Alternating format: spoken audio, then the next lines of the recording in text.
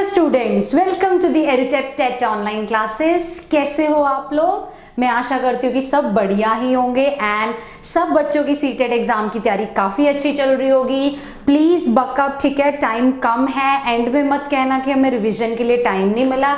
इसलिए daily study करो, daily कोई भी 2 सब्जेक्ट उठा लो, उनको पढ़ो, ठीक है? एंड कोशिश करो जो आपका सारा सिलेबस है आप वो टिल मई तक ख़त्म कर दो, ताकि आप जून में रिविजन कर सको और प्रीवियस ईयर क्वेश्चंस कर सको। अभी तो मैं डेली आपकी कंटेंट की वीडियोस दे रही हूँ, धीरे धीरे आने वाले टाइम में मैं जितने भी प्रीवियस ईयर क्वेश्चंस है ना वो सारे आपको बोर्ड पे लिखवा के करवा दूंगी। एक बार ही बताना चाहूंगी कि पिछली बार 700 प्लस स्टूडेंट्स थे जिन्होंने एडुटैप का कोर्स लेके सीटेट एग्जाम को क्रैक किया था। इस बार उम्मीद कर रही है कि इससे ज्यादा बच्चे होंगे, ठीक है? एंड कोर्स के बारे में कईयों को नहीं पता, एक बार ही बताना चाहूंगी कि कोर्स के अंदर आपको 250 प्लस वीडियोस मिलेंगी, ठीक है? जो हर एग्जाम्पल्स एंड इमेजेस के साथ आपको समझाई हुई है। हर सब्जेक्ट की आपको कंटेंट और पेडागोजी मिलेगी, प्रीवियस ईयर सॉल्व्ड क्वेश्चंस हैं, पीडीएफ नोट्स मिलेंगे। ये सारा कुछ मटेरियल ऑनलाइन ही होगा, ठीक है? आप लैपटॉप पर या फोन पर असेस कर सकते हैं। मीडियम, कई बच्चे मुझे पूछते क्या रहेगा, हिंदी और इंग्लिश दोनों मीडियम रहेंगे, दोनों में समझाया जाएगा। अंचित सर वीडियोस को बहुत अच्छा एक्सप्लेन करते हैं, ठीक है? आपके एडवांस लेवल के क्वेश्चंस रहेंगे एंड आपके एंड के 1 या कह लो 2 मंथ्स में आपके मॉक टेस्ट रहेंगे, ठीक है? जिस बच्चे को भी कोर्स परचेज करना है वो हमारी साइट पे जा सकते हैं www.edutap.co.in। या अगर आपको नहीं पता लग रहा क्या करना है तो आप इस नंबर पे कॉल कर सकते हैं 8146207241। प्रीति मैम आपको बता देंगे कि कैसे कोर्स को परचेज करना है, क्या करना है, ठीक है? आज का लेक्चर स्टार्ट करते हैं। आज का लेक्चर रहेगा हमारा इंग्लिश पेडागोजी पर। मैं ऑलरेडी पहले भी इसका एक लेक्चर ले चुकी हूँ जिसमें मैंने आपको याद है 10 टर्म्स एक्सप्लेन करी थी, ठीक है? आज मैं 5 और उठा लेती हूँ, हम ये 5 आज डिस्कस करेंगे। धीरे धीरे करके ऐसे हम सारी टर्म्स को कवर कर लेंगे। ये भी अब जो आज 5 टर्म्स लिखी हुई हैं जो आपको बोर्ड पे दिख रही है, these are also very important. अब देखो बच्चों, 11वीं टर्म है, पहली 10 वाली वीडियो जो पहली 10 टर्म्स की है, जो भी बच्चे मुझे फर्स्ट टाइम देख रहे हैं वो भी आप लोग देख लेना, वो भी बहुत अच्छी टर्म्स हैं, ठीक है? फिगर ऑफ स्पीच है बेसिकली, जो इंग्लिश पेडागोजी में सीटेट में जरूर पूछी जाती है। इसके 2 क्वेश्चन पक्का रहते हैं। आगे चलते हैं हम 11th टर्म पे। 11th टर्म है आपकी क्लीचे, ठीक है? क्लीचे टर्म है, इसकी डेफिनेशन देखो मैंने लिखा है, सबके एग्जाम्पल लिखे हैं। A word that has become so overused that it has lost its original meaning। ऐसा कोई वर्ड जो इतना ज्यादा ओवरयूज हो गया कि उसका जो असली मतलब है ना वो खो चुका है, उस तरह के वर्ड को हम, या लाइन को, व्हाटएवर, उस तरह की टर्म को हम क्या बोलते हैं? क्लीचे। लाइक देखो फॉर एग्जांपल मैंने लिखा है गॉड, ठीक है? इतना लोग बोलते हैं believe in God, I can do this, God will help me. मतलब एक जो कह लो एस्थेटिक सेंस होती है ना, जो हम इंग्लिश पेडागोजी में बच्चों को सिखाते हैं। आपको पता है ना, बच्चे को जो हम पोयम पढ़ाते हैं तो हमें क्या बच्चे को पोयम रटवानी है? नहीं, हमें बच्चे को पोयम सिंग करवानी होती है। उसकी एस्थेटिक सेंस, हर एक वर्ड की कोई एक अपनी फील होती है, तो अगर वो वर्ड आप बार बार बोल देना उसका फील खो जाता है। तो जैसे इसमें फॉर एग्जांपल गॉड, या मैंने एक एग्जांपल लिखा हुआ है जो आपको पता ही है, आई लव यू, ठीक है? एक जो इसका असली मतलब, कहते हैं ना पुराने टाइम के सॉन्ग्स बड़े अच्छे होते थे या पुराने टाइम में इसकी वैल्यू होती थी, आज के टाइम में इसका इतना गहराई में मीनिंग नहीं लिया जाता, ठीक है? This is a figure of speech term, ठीक है? इसको ध्यान रखना। आपको जैसे क्वेश्चन आ जाएगा, वर्ड लिखा आ जाएगा, ठीक है? आपको गेस करना है कि ये क्या है। ये हाइपरबोले है, ये मॉर्फीम है, फोनीम है, या वहाँ क्लीचे भी लिखा हो सकता है। तो आपने देखना है ऐसा कोई वर्ड जो डेली बहुत ज़्यादा यूज़ हो रहा है, ठीक है? तो आपको समझ आ जाएगा दिस इज़ अ क्लीचे, ठीक है? मुझे कमेंट में कोई भी 2 और एग्जांपल्स आप लिख के बताना, आप क्या दे सकते हो क्लीचे के। ऐसा कोई वर्ड जो बहुत ज़्यादा ओवर यूज हो गया है, जिसका ओरिजिनल मीनिंग खो गया है, ठीक है? नेक्स्ट चलते हैं, वेरी इंपॉर्टेंट, ऑलरेडी सीटेट में आ चुकी है, सीमेंटिंग स्लांटिंग। सीमेंटिंग स्लांटिंग, ठीक है? ऐसे वर्ड्स जो ऑथर या कोई भी इंडिविजुअल यूज करता है ताकि वो सामने वाली ऑडियंस में इंटरेस्ट क्रिएट कर सके, इमोशन क्रिएट कर सके, ठीक है? ताकि सामने वाली ऑडियंस अट्रैक्ट हो। जो इसकी डेफिनेशन आपको एज इट इज मिलेगी, vocabulary words that the author chooses purposefully, जानबूझ के, in order to create interest among listeners और टू क्रिएट इमोशन। जैसे फॉर एग्जाम्पल देखो, फैट फ्री चिप्स या शुगर फ्री बिस्किट्स। आपको पता है जहां पे आप ये वर्ड देखते हो आप कहीं ना कहीं इंटरेक्ट होते हैं। हम जैसे ये हम ऑयल भी देखने जाते हैं, ऑलिव ऑयल, ठीक है, फैट फ्री नहीं है, ठीक है, कोलेस्ट्रॉल बहुत लाइट है, ऐसे ऐसे वर्ड्स देखते हैं जानबूझ के ऑथर यूज करता है ताकि ऑडियंस इंटरेक्ट हो, ताकि उनके अंदर इमोशन यूज हो। बेसिकली कि वर्ड्स का काइंड ऑफ प्ले है, ठीक है। इस तरह की टर्म को हम क्या बोलते हैं, सीमेंटिंग, स्लांटिंग। आगे चलते हैं नेक्स्ट देखो ऑक्सीमोरोन, ये पीएस टेट में आई हुई है 2 बार, ठीक है।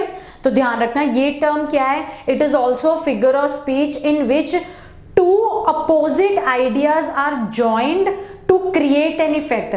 कोई भी ऐसे 2 अपोजिट वर्ड्स को ज्वाइन कर दो ताकि इफेक्ट क्रिएट हो। जैसे for example living death, alone together, cruel kindness, ज्यादातर ऐसे वर्ड्स आपके नॉवेल्स या स्टोरीज में यूज होते हैं, ठीक है। ऐसे 2 अपोजिट वर्ड्स को कोई लाइन में ऐसे लिख देते हैं जिससे क्या होता है, स्टोरी या नॉवल के अंदर कह लो एक इफेक्ट क्रिएट होता है। जब ऐसे 2 अपोजिट आइडियाज को हम जोड़ते हैं, ठीक है, वर्ड्स को हम जोड़ते हैं, उस चीज को हम क्या बोलते हैं, ऑक्सीमोरोन, ठीक है।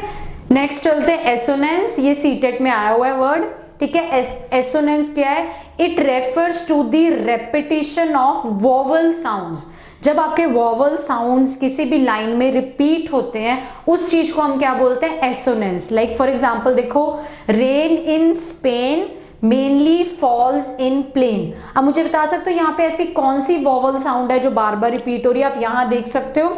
लाइक फॉर एग्जांपल देखो यहाँ रेन्स, ये ए आई की साउंड वोवल की, स्पेन यहाँ पे भी ए आई, ठीक है, प्लेन यहाँ पे भी ए आई, ठीक है। ये सारे आप देखो ज्यादातर इसमें या मेनली ज्यादातर सारी कौन सी साउंड्स रिपीट हो रही है, वोवल साउंड्स रिपीट हो रही है।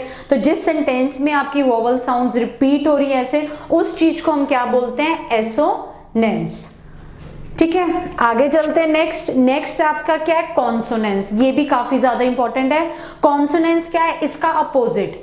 एसोनेंस का अपोजिट आपका क्या है, कॉन्सोनेंस। कॉन्सोनेंस क्या है, repetition of consonant sounds. Of course जो आपके कॉन्सोनेंट साउंड्स होते हैं, बी, डी, जी, एच, जितने भी आपके कॉन्सोनेंट वर्ड्स, ठीक है, वो आपके क्या है, कॉन्सोनेंट। जैसे एग्जांपल देखो, ऑल्स वेल दैट एंड्स वेल, ठीक है। आप इसमें नोटिस कर सकते हो एल, ये वाली जो साउंड है एल एल एल, ये बार बार रिपीट हो रही है ना, ये आपकी कैसे साउंड है, कॉन्सोनेंट साउंड। यहां जो साउंड रिपीट हो रही थी रे ए, ये वोवल आपकी साउंड है, तो ये आपके हो गया एसोनेंस। यहाँ पे एल एल एल ये ज्यादा रिपीट हो रही है, this is what, consonant. All's well that ends well, ठीक है, तो ये आपकी होगी कॉन्सोनेंट साउंड। काफी बच्चे ऐसे हैं, आपने एक और टर्म मैं बताती हूँ, एक और टर्म काफी ज्यादा पूछी गई है सीटेट पीएस टेट में, एलिट्रेशन। सुनी होगी ना एलिट्रेशन, जब हम आपके ये वर्ड्स को बार बार एक ही कह लो कॉन्सोनेंट वर्ड्स को एक ही सीध में रिपीट करते हैं। जैसे फॉर एग्जांपल एक फेमस मूवी का भी एग्जांपल है, चंदू के चाचा ने चंदू की चाची को चांदी रात में चांदनी चौक में चांदी के चम्मच से चटनी चाहिए, समथिंग लाइक दैट। आप इसमें देख रहे हो ना कॉन्सोनेंट साउंड च, सी बार बार रिपीट हो रही है, इस चीज को भी हम एलिट्रेशन बोलते हैं। या एक वो भी एग्जांपल हम छोटे होते बोलते थे, she sells sea shores on the sea shore, something like that, है ना, ये भी हम बोलते थे, ठीक है, एग्जांपल ऐसे, ठीक है। वो भी आपकी एलिट्रेशन है, जब आपके कॉन्सोनेंट साउंड्स एक बारी में रिपीट हो रहे हैं, ठीक है, that is also known as alliteration. बच्चे कहीं पूछ लेते हैं मैम कि कॉन्सोनेंट्स और एलिट्रेशन में फिर फर्क क्या हुआ। यूजुअली क्या होता है, जो आपकी एलिट्रेशन है ना, उसमें जो आपके साउंड रिपीट हो रहा है वॉवल का, वो फर्स्ट वर्ड है, फर्स्ट वर्ड। जैसे चंदू के चाचा ने चंदू की चाची को चांदी रात में चांदनी चौक वे चांदी के चम्मच से चटनी चटाई। आप अगर इस लाइन को पूरा लिखो, आप देखो हर जगह बार बार हर सी वर्ड ही स्टार्टिंग में यूज हो रहा है। जब स्टार्टिंग में आपकी एट द एंड मतलब आप कह लो बिगिनिंग में आपकी कॉन्सोनेंट साउंड्स बार बार आ रही है, वो एलिट्रेशन है, ठीक है। और कॉन्सोनेंट्स का होता है यूजुअली जब आपकी साउंड्स मिडल में या एंड में, मिडल के अंदर या एंड के अंदर आ रही है, वो आपकी कॉन्सोनेंस है। जैसे आप इसमें एग्जांपल दे सकते हो, ये ऑल्स वेल ये एंड में है, ये सारा एंड में है तो ये कॉन्सोनेंट्स है। या जो अल्ट्रेशन का एक example, she sells sea shores on the sea shells. सी अब आप इसमें आप ये लाइन लिखो, आप एग्जांपल लिख कर देखो, एस एस एस एस, आगे फर्स्ट वर्ड है जो एस एस रिपीट हो रहा है, कॉन्सोनेंट साउंड। तो आपने इस चीज का ध्यान रखना है, एलिट्रेशन और कॉन्सोनेंट्स में ये फर्क है।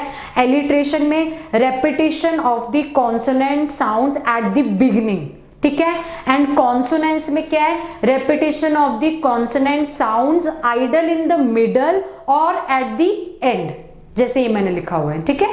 आई होप ये 5 टर्म्स क्लियर होगी। अब हम कुछ प्रीवियस ईयर क्वेश्चंस कर लेते हैं। ओके स्टूडेंट्स, तो फिर ये देखो प्रीवियस ईयर क्वेश्चंस करते हैं हम, सीटेट में आए हुए हैं आपका। फर्स्ट क्वेश्चन देखो, which of the following is an oxymoron. इसमें से हमें बताना है कौन सा ऑक्सीमरोन है। Large dot, bitter sweet, night dark या प्रेटी ब्यूटीफुल।